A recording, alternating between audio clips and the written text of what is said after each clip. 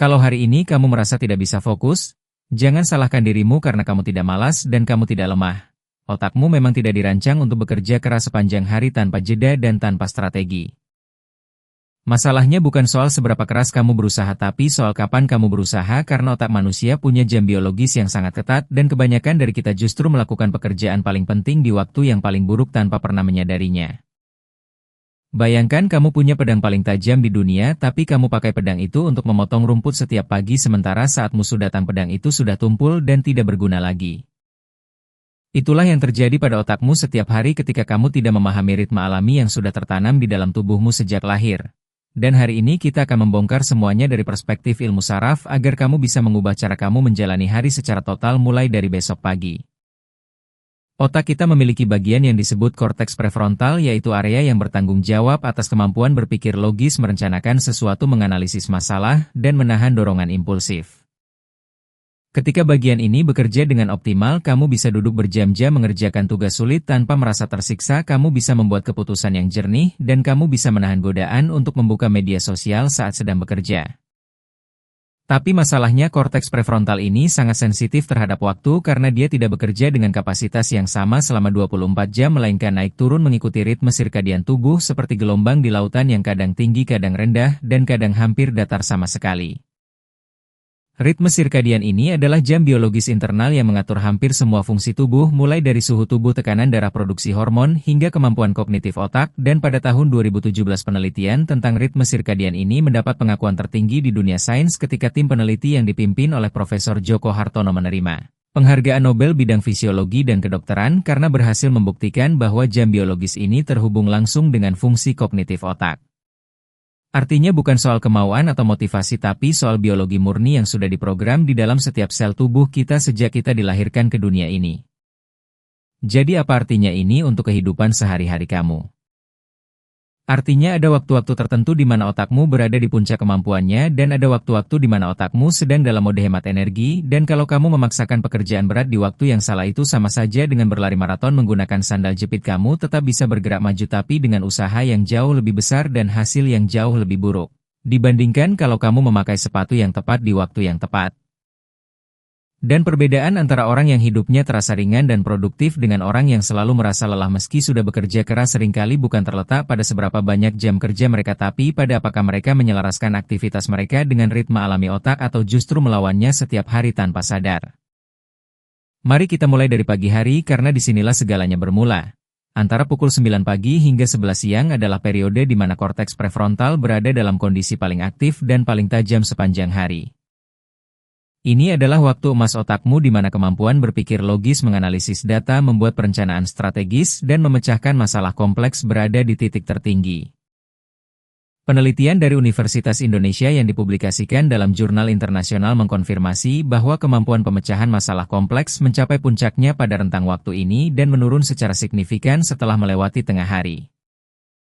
Bahkan studi yang menganalisis catatan pertandingan pemain catur profesional menemukan bahwa kualitas langkah permainan di waktu pagi menengah secara konsisten lebih tinggi dibandingkan waktu lainnya yang membuktikan bahwa otak memang memiliki jam terbaiknya sendiri yang tidak bisa dipaksakan. Sekarang pertanyaannya adalah apa yang kebanyakan orang lakukan di jam emas ini? Jawabannya sangat menyedihkan karena sebagian besar orang menghabiskan waktu paling berharga ini untuk memeriksa email, membaca pesan WhatsApp, scrolling Instagram atau TikTok, atau melakukan pekerjaan administratif ringan yang sebenarnya bisa dilakukan kapan saja. Ini seperti memiliki berlian di tangan tapi menukarnya dengan permen karet karena tidak tahu nilainya. Mulai besok pagi ketika jam menunjukkan pukul 9, letakkan tugas paling sulit dan paling penting yang harus kamu selesaikan hari itu di atas meja dan kerjakan dengan seluruh fokusmu karena di jam itulah otakmu siap bertempur dan mampu memberikan performa terbaiknya. Jangan biarkan email atau notifikasi mencuri waktu emas ini darimu karena email bisa dibalas nanti tapi kapasitas tertinggi otakmu hanya tersedia di jendela waktu yang sangat terbatas ini dan begitu lewat kamu tidak bisa mendapatkannya kembali sampai besok pagi. Tapi sebelum jam 9 pagi pun ada waktu yang bisa kamu manfaatkan secara strategis yaitu periode setelah bangun tidur antara pukul 7 hingga 8 pagi. Di waktu ini kamu tidak perlu langsung bekerja keras tapi cukup biarkan pikiranmu mengalir ringan memikirkan apa yang akan kamu kerjakan hari ini tanpa tekanan, tanpa membuat daftar yang kaku, cukup bayangkan secara santai seperti sedang melamun tentang apa yang ingin kamu capai hari ini. Kenapa ini penting? Karena ketika kamu sudah membayangkan sesuatu secara ringan, otakmu mulai melakukan pemanasan untuk topik tersebut sehingga ketika kamu benar-benar duduk untuk bekerja di jam 9 kamu sudah dalam kondisi siap dan tidak perlu waktu lama untuk masuk ke mode fokus. Ini seperti memanaskan mesin mobil sebelum berkendara jauh, hasilnya mesin bekerja lebih halus dan lebih efisien. Kamu juga bisa memanfaatkan waktu perjalanan ke kantor dengan mendengarkan podcast atau buku audio yang berkaitan dengan pekerjaanmu, bukan untuk belajar secara intensif tapi hanya untuk membasahi otakmu dengan konteks yang relevan sehingga ketika tiba di tempat kerja kamu sudah setengah jalan menuju kondisi fokus penuh. Orang-orang yang melakukan ini secara konsisten melaporkan bahwa mereka bisa masuk ke kondisi produktif jauh lebih cepat dibandingkan mereka yang langsung terjun bekerja tanpa pemanasan mental apapun. Sekarang kita masuk ke zona berbahaya, yaitu periode setelah makan siang antara pukul 12 siang hingga 2 siang. Ini adalah waktu di mana aktivitas otak menurun drastis karena beberapa faktor yang terjadi secara bersamaan. Pertama, suhu tubuh mengalami sedikit penurunan alami yang membuat kamu merasa mengantuk. Kedua, aliran darah dialihkan ke sistem pencernaan untuk memproses makanan yang baru kamu konsumsi sehingga otak mendapat pasokan darah yang lebih sedikit. Dan ketiga, ritme sirkadian memang memprogramkan tubuh untuk mengalami penurunan kewaspadaan di periode ini. Hasilnya adalah konsentrasi yang menurun, waktu reaksi yang melambat, dan kemampuan pengambilan keputusan yang melemah secara signifikan. Data statistik kecelakaan lalu lintas menunjukkan bahwa sekitar pukul 2 siang adalah waktu dengan angka kecelakaan tertinggi kedua dalam sehari, dan ini bukan kebetulan melainkan refleksi langsung dari kondisi otak yang sedang berada di titik terendahnya. Penelitian yang sangat menarik dilakukan terhadap para hakim yang memutuskan kasus pembebasan bersyarat dan hasilnya menunjukkan bahwa tingkat persetujuan pembebasan bersyarat turun secara dramatis di awal siang karena otak yang lelah cenderung mengambil keputusan yang paling mudah dan paling aman, yaitu menolak alih-alih menganalisis setiap kasus secara mendalam. Ini membuktikan bahwa kondisi otak benar-benar mengubah hasil keputusan, dan jika seorang hakim saja bisa terpengaruh, bayangkan betapa berbahayanya kalau kamu membuat keputusan bisnis penting atau menandatangani kontrak besar di jam-jam ini. Jadi apa yang sebaiknya kamu lakukan di periode makan siang ini? Jawabannya sederhana, yaitu isi waktu ini dengan pekerjaan yang tidak membutuhkan pemikiran mendalam seperti membalas email rutin, merapikan dokumen, mengatur jadwal, atau melakukan tugas-tugas administratif yang bersifat mekanis dan repetitif. Jangan pernah menjadwalkan rapat penting, presentasi krusial, atau pengambilan keputusan strategis di jam-jam ini karena otakmu sedang tidak dalam kondisi untuk melakukan semua itu dengan baik, dan hasilnya pasti akan mengecewakan, bukan karena kamu tidak kompeten tapi karena otakmu sedang dalam mode istirahat yang tidak bisa kamu lawan dengan kemauan saja. Namun sesuatu yang menarik terjadi setelah periode lesu ini berlalu, yaitu antara pukul 2 siang hingga 4 sore ketika korteks prefrontal mulai melonggarkan cengkeramannya dan jaringan saraf yang disebut default mode network mulai aktif. Default mode network adalah sirkuit otak yang menyala ketika kamu sedang tidak fokus pada sesuatu yang spesifik, seperti saat melamun, berjalan santai, atau sekadar memandang keluar jendela tanpa memikirkan apapun secara khusus. Dan yang mengejutkan adalah penelitian menunjukkan bahwa justru di kondisi inilah kreativitas dan kemampuan pemecahan masalah secara inovatif meningkat secara dramatis karena otak dalam mode ini bebas membuat koneksi-koneksi baru antara informasi yang tampaknya tidak berhubungan. Tim peneliti dari Institut Teknologi Bandung menemukan bahwa ketika default mode network aktif, informasi-informasi yang tersimpan di berbagai bagian otak mulai saling terhubung dengan cara yang tidak terduga, menghasilkan insight dan ide-ide segar yang tidak mungkin muncul saat kamu sedang fokus keras pada satu hal. Jadi jika pekerjaanmu membutuhkan brainstorming, pencarian ide baru, perspektif segar, atau solusi kreatif untuk masalah yang sudah lama tidak terpecahkan, jadwalkan aktivitas tersebut di antara pukul 2 hingga 4 sore karena otakmu secara alami sudah berada dalam mode yang paling mendukung untuk jenis pekerjaan tersebut. Kamu tidak perlu memaksakan diri untuk menjadi kreatif karena otak sudah menyiapkan panggungnya, kamu hanya perlu naik ke atas panggung itu di waktu yang tepat. Ritme optimal ini menciptakan pola yang sangat elegan, yaitu di pagi hari kamu menggunakan fokus tajam korteks prefrontal untuk pekerjaan analitis dan logis, kemudian di siang hari kamu beristirahat dan melakukan tugas ringan, lalu di sore hari kamu memanfaatkan kreativitas alami default mode network untuk pekerjaan yang membutuhkan inovasi dan imajinasi. Pola ini bukan sesuatu yang dibuat-buat oleh motivator atau coach produktivitas, melainkan benar-benar tercermin dalam arsitektur biologis otak manusia yang sudah terbentuk selama jutaan tahun evolusi. Sekarang kita masuk ke malam hari, yaitu antara pukul 9 malam hingga 11 malam yang merupakan periode dengan karakteristik unik karena di waktu ini korteks prefrontal mulai melemah lagi sementara bagian otak yang memproses emosi menjadi relatif lebih dominan. Ini berarti kemampuan berpikir logis dan rasional menurun sementara sensitivitas emosional meningkat. Kondisi ini sebenarnya bisa menjadi berkah kalau kamu tahu cara memanfaatkannya karena waktu ini sangat cocok untuk aktivitas yang membutuhkan kedalaman emosional seperti menulis jurnal pribadi, membuat puisi, melukis, atau melakukan refleksi mendalam tentang hidupmu. Banyak penulis dan seniman terkenal di Indonesia yang mengaku bahwa karya terbaik mereka lahir di malam hari bukan karena mereka sengaja begadang tapi karena otak mereka secara alami memasuki mode yang lebih emosional dan intuitif di waktu tersebut. Namun di sisi lain kondisi ini juga sangat berbahaya kalau kamu tidak waspada karena di saat emosi lebih dominan dari logika kamu sangat rentan membuat keputusan yang akan kamu sesali besok pagi. Pernah tidak kamu mengirim pesan panjang penuh emosi ke seseorang di malam hari lalu keesokan paginya membaca ulang pesan itu dan merasa malu atau menyesal? Itu bukan karena kamu orang yang emosional, itu karena otakmu di malam hari memang berada dalam kondisi di mana emosi berkuasa dan logika sedang tidur. Data menunjukkan bahwa postingan media sosial yang diunggah setelah pukul 10 malam memiliki tingkat penghapusan yang jauh lebih tinggi dibandingkan postingan yang dibuat di siang hari karena orang-orang menyesal setelah otaknya kembali ke mode rasional di pagi hari. Jadi aturan emasnya adalah jangan pernah membuat keputusan penting di malam hari, jangan mengirim pesan emosional, jangan menandatangani apapun, dan jangan memulai percakapan serius dengan pasangan atau keluarga karena hasilnya hampir selalu buruk. Periode paling berbahaya sepanjang hari adalah antara pukul 11 malam hingga dini hari sekitar pukul 2 atau 3 pagi karena di waktu ini korteks prefrontal hampir sepenuhnya tidak berfungsi dan otak berada dalam kondisi paling rentan sepanjang hari. Keputusan yang dibuat di jam-jam ini hampir selalu bersifat impulsif dan tidak rasional, entah itu belanja online yang tidak perlu mengirim pesan marah ke seseorang, membuat komitmen yang tidak realistis, atau mengambil keputusan hidup yang seharusnya dipikirkan matang-matang. Dan yang lebih mengkhawatirkan adalah beberapa perusahaan pemasaran sudah mengetahui hal ini dan sengaja memasang iklan paling agresif mereka di jam-jam dini hari, karena mereka tahu bahwa pertahanan mental konsumen sedang berada di titik terendah. Kamu merasa sedang membuat pilihan bebas, tapi sebenarnya kamu sedang membuat keputusan dalam kondisi otak yang paling lemah dan paling mudah dimanipulasi. Kalau kamu terbiasa begadang dan merasa bahwa keputusan-keputusan yang kamu buat di dini hari sering bermasalah, sekarang kamu tahu alasan ilmiahnya dan solusinya sangat sederhana, yaitu jangan buat keputusan apapun setelah pukul 11 malam, tunda semuanya sampai besok pagi ketika otakmu sudah kembali ke kondisi optimal. Ada satu lagi periode yang perlu perhatian khusus, yaitu 30 menit pertama setelah bangun tidur yang dikenal dengan istilah inersia tidur. Di fase ini meskipun matamu sudah terbuka dan tubuhmu sudah bergerak, otakmu belum sepenuhnya bangun karena gelombang otak masih berada dalam campuran antara gelombang gamma dan theta, yang artinya kamu masih setengah bermimpi. Ini adalah waktu yang buruk untuk menerima telepon penting, membuat keputusan besar, atau melakukan apapun yang membutuhkan penilaian yang akurat karena otakmu belum dalam kondisi untuk melakukan semua itu.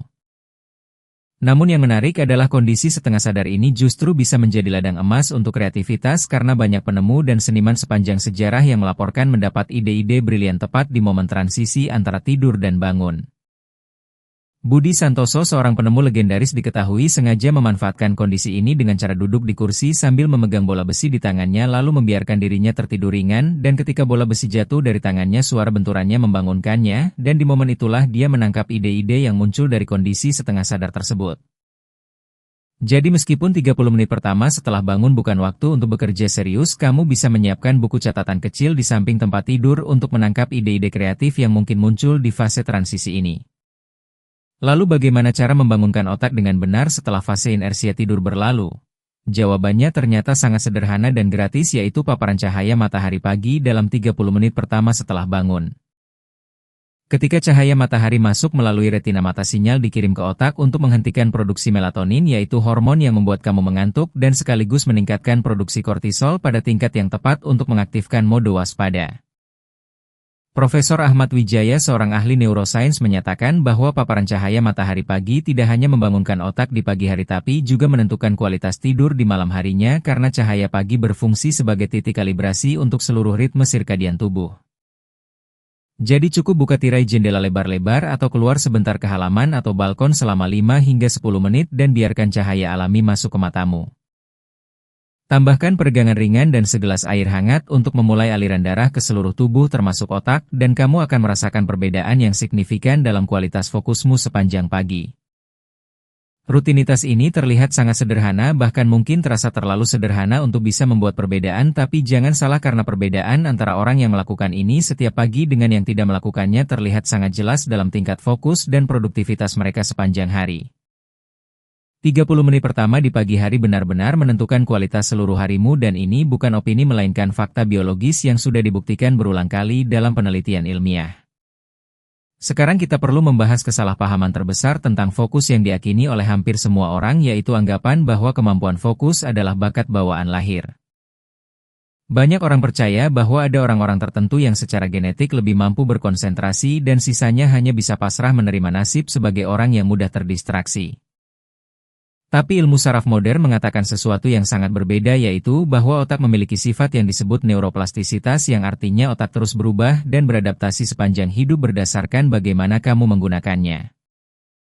Prinsipnya persis sama dengan otot di tubuhmu. Kalau kamu rajin berolahraga, ototmu akan semakin kuat dan besar, tapi kalau kamu tidak pernah bergerak, ototmu akan mengecil dan melemah. Korteks prefrontal juga bekerja dengan cara yang sama, yaitu semakin sering kamu menggunakannya untuk fokus, semakin kuat jaringan sarafnya, dan semakin jarang kamu menggunakannya semakin lemah dan semakin sulit bagimu untuk berkonsentrasi. Dan inilah masalah besar di era digital saat ini, karena gaya hidup modern kita secara sistematis melemahkan korteks prefrontal tanpa kita sadari. Pikirkan tentang apa yang kamu lakukan setiap hari.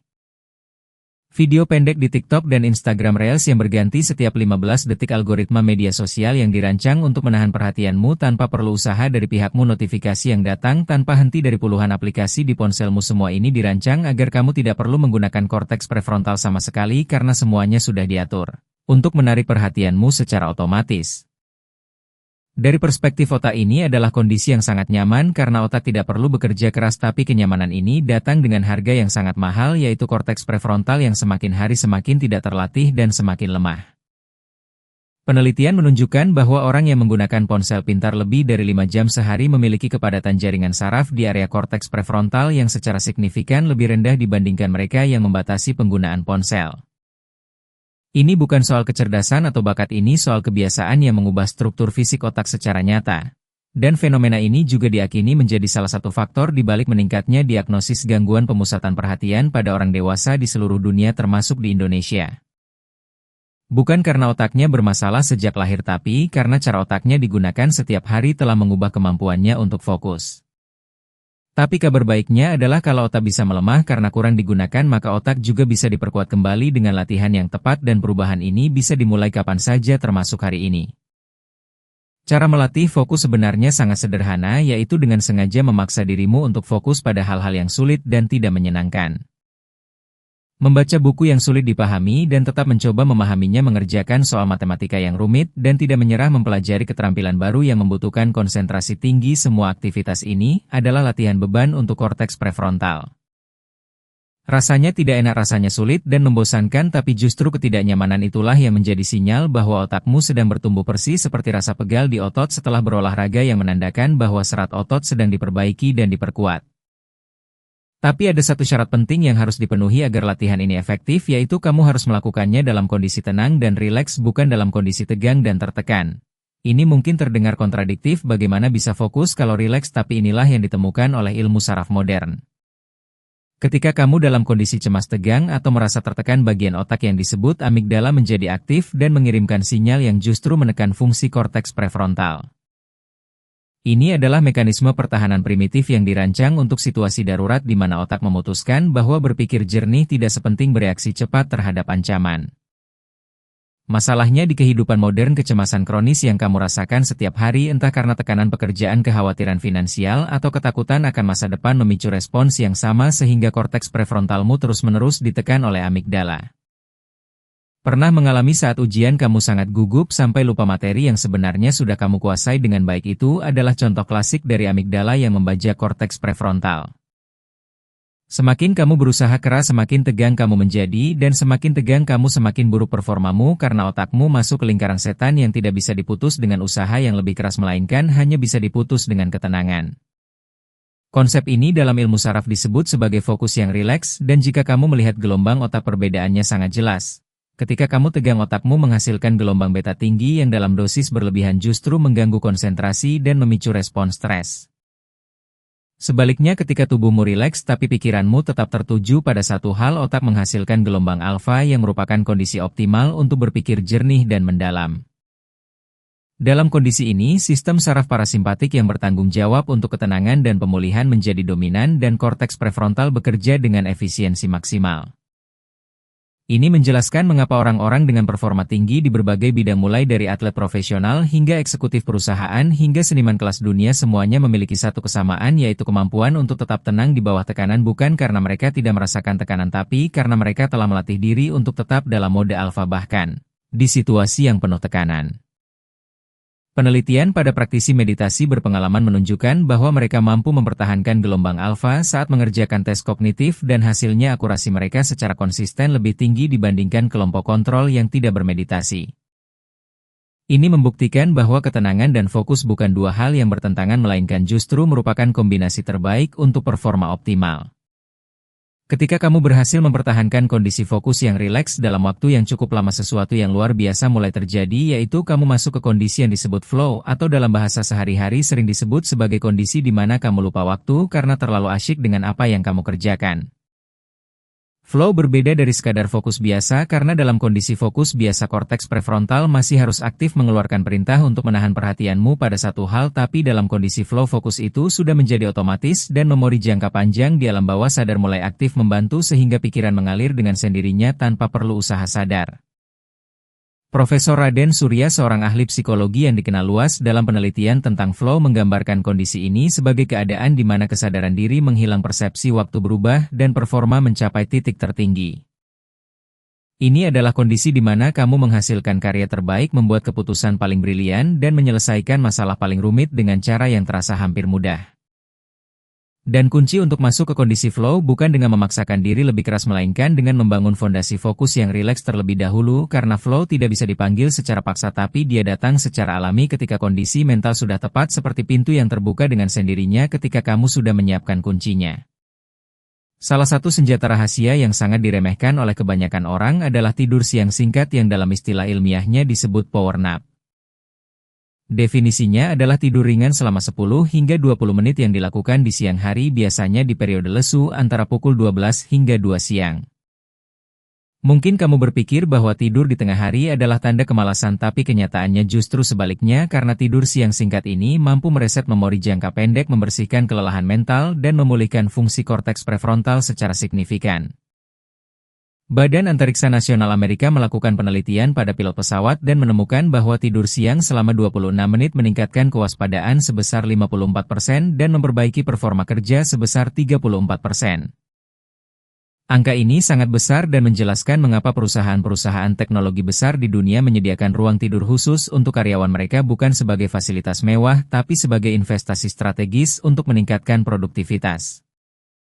Kalau kamu tidak bisa benar-benar tertidur, tidak masalah, karena sekadar memejamkan mata dan merilekskan tubuh selama 10 menit saja sudah cukup untuk memberikan efek pemulihan yang signifikan, karena tujuannya bukan tidur melainkan relaksasi yang memungkinkan korteks prefrontal beristirahat dan memori jangka pendek mengosongkan bebannya. Meditasi bekerja dengan prinsip yang sama dan tidak perlu dibuat rumit atau misterius, karena pada intinya meditasi adalah latihan untuk mengarahkan perhatian secara sengaja ke satu hal, biasanya napas dalam kondisi rileks. Cukup 1 hingga 3 menit memejamkan mata dan memperhatikan napasmu masuk dan keluar, itu saja, dan penelitian menunjukkan bahwa efek pemulihan fokus dari latihan sederhana ini bahkan lebih kuat dibandingkan secangkir kopi, karena kopi hanya memblokir reseptor adenosin untuk sementara waktu, sedangkan meditasi benar-benar menenangkan sistem saraf dan mengoptimalkan fungsi korteks prefrontal. Tindakan memperhatikan napas itu sendiri menciptakan gelombang alfa yang menenangkan respons parasimpatik dan menstabilkan korteks prefrontal, sehingga setelah meditasi singkat kamu merasa segar dan siap untuk fokus kembali. Yang lebih menakjubkan lagi, penelitian dari Universitas Kedokteran ternama menunjukkan bahwa orang yang bermeditasi secara konsisten selama 8 minggu mengalami peningkatan kepadatan materi abu-abu di area korteks prefrontal, yang berarti struktur fisik otak mereka benar-benar berubah menjadi lebih baik. Kamu tidak perlu tempat khusus atau waktu lama untuk melakukan ini, cukup di kursi kerjamu atau bahkan di kamar mandi kantor selama 1 menit antara 2 sesi kerja dan otakmu sudah mendapatkan manfaatnya. Sekarang kita bicara tentang olahraga yang merupakan metode paling kuat dan paling banyak didukung bukti ilmiah untuk memperkuat korteks prefrontal. Ketika kamu melakukan olahraga aerobik dengan intensitas yang cukup untuk membuatmu berkeringat dan sedikit terengah selama minimal 30 menit, otak melepaskan zat yang disebut BDNF atau Brain Derived Neurotrophic Factor yang berfungsi seperti pupuk untuk sel-sel otak, memperkuat koneksi antar neuron dan bahkan membantu pembentukan sinapsis baru. Profesor Hasan Pratama dari Fakultas Kedokteran sebuah universitas ternama menyatakan bahwa efek olahraga terhadap fokus dan daya ingat hampir setara dengan efek obat-obatan farmasi tapi tanpa efek samping dan dengan manfaat tambahan untuk kesehatan fisik. Eksperimen yang dilakukan berulang kali menunjukkan bahwa tes daya ingat jangka pendek yang dilakukan setelah sesi olahraga menghasilkan skor 20% lebih tinggi dibandingkan tes yang dilakukan sebelum olahraga. Ini adalah peningkatan yang sangat besar dan sangat konsisten di berbagai penelitian.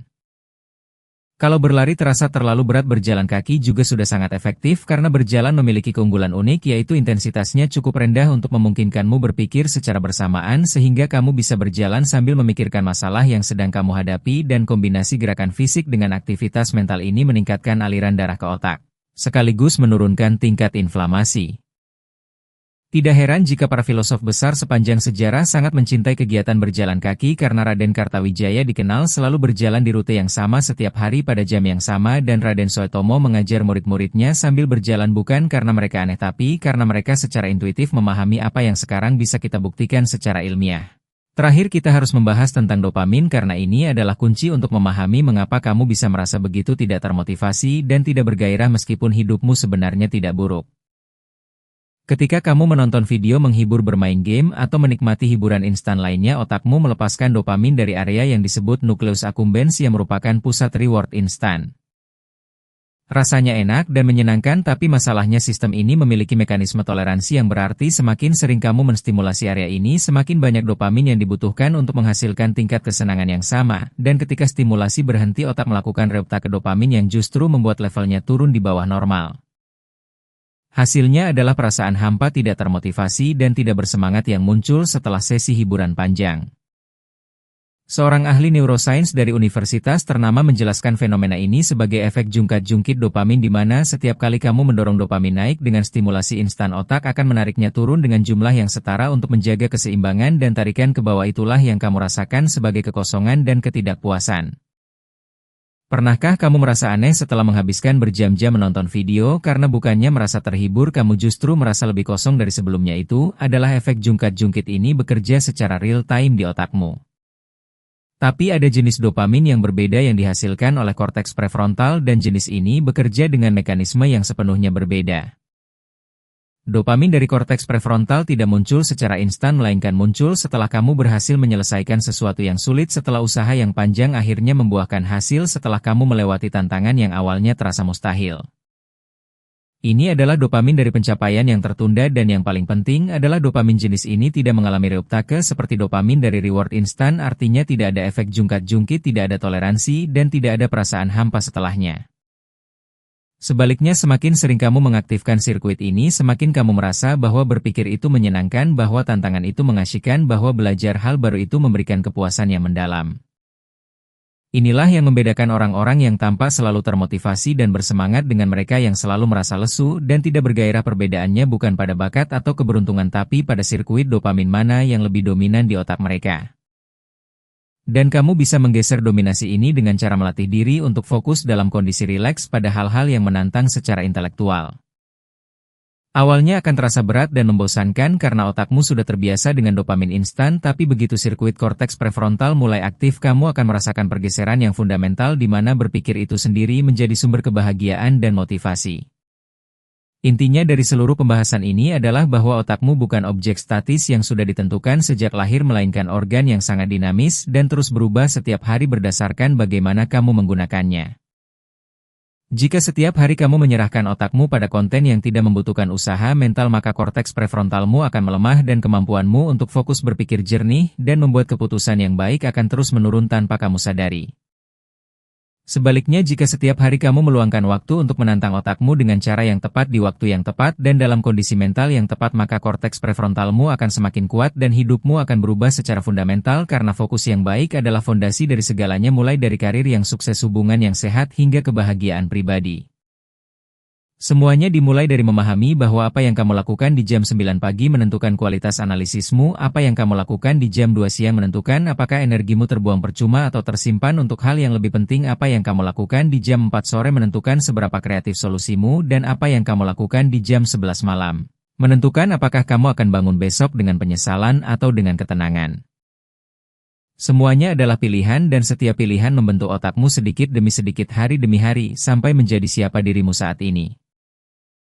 Jadi mulai besok pagi lakukan satu hal kecil yang berbeda, yaitu ketika matamu terbuka jangan langsung meraih ponselmu tapi bangunlah dan buka tirai jendela, biarkan cahaya matahari pagi menyapa wajahmu, minum segelas air hangat, regangkan tubuhmu dan biarkan otakmu bangun dengan cara yang benar, karena dari satu kebiasaan kecil itu seluruh arsitektur harimu akan mulai berubah dan dalam beberapa minggu kamu akan merasakan perbedaan yang tidak pernah kamu bayangkan bisa datang dari sesuatu sesederhana itu. Otakmu sudah memiliki semua yang kamu butuhkan untuk sukses, yang perlu kamu lakukan hanyalah belajar menggunakannya sesuai dengan desain yang sudah ada di dalamnya sejak awal.